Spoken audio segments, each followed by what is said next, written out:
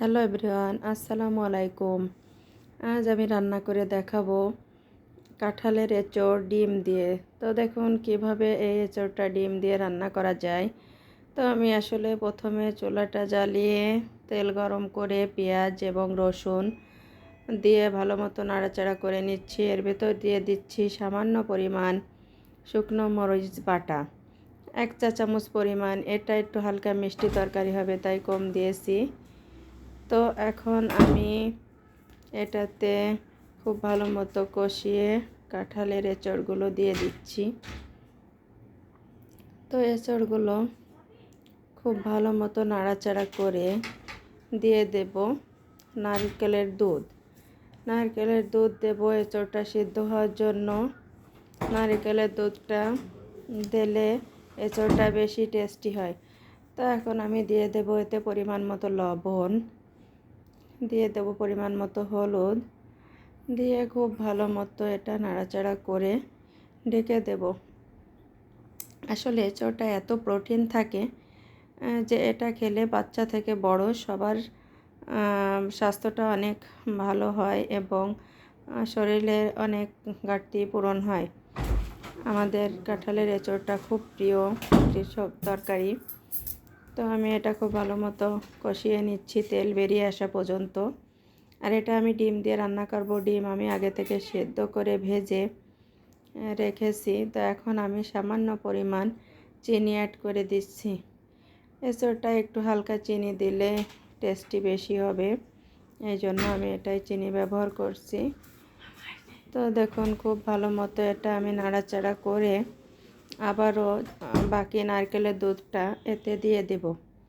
খুব বেশি ঝামেলার রান্না না, কাঁঠালের এঁচড়টা কাটাটাই একটু ঝামেলা, রান্নাটা অনেক সহজ।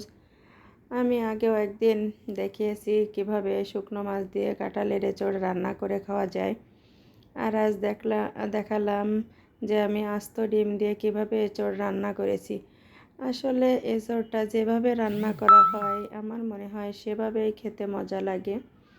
তো আমি এতে নারকেলের দুধ দিয়েই রান্না করলাম। তো ঝোলের জন্য দিয়ে দিলাম নারকেলের দুধ। আর এখন পলক আসার পরে দিয়ে দিচ্ছি সিদ্ধ করে ভাজি করে রাখা ডিমগুলা। তো এটা আমি ভালো মতো শুকিয়ে তেল উঠে এলেই আমি একটা নামিয়ে নেব। এখন আমি এতে দিয়ে দেব পরিমাণ মতো শুকনো গরম মশলা গুঁড়া আর দিয়ে দেব জিরে গুঁড়া। ঠিক আমি নামানোর একটু আগে দেব। আর আমার এটা প্রায় রান্না শেষ হয়ে এসেছে, শুধু ঝোলটা শুকানোর অপেক্ষা।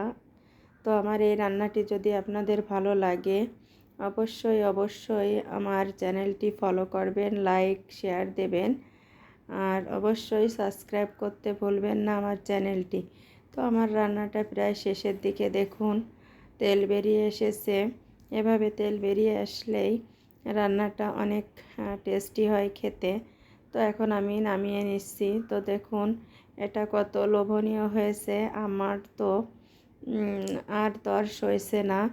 এটা খাওয়ার জন্য খুবই মনতলা হচ্ছে। তো আজকের মতো এই পর্যন্তই ছিল রান্নাটি। এমনভাবে রান্না করে খেয়ে অবশ্যই জানাবেন রান্নাটি কেমন হয়েছে। তো সবাই ভালো থাকবেন, সুস্থ থাকবেন এই কামনা করেই আজকের মতো ভিডিওটি এই পর্যন্তই শেষ করছি। আল্লাহ হাফেজ।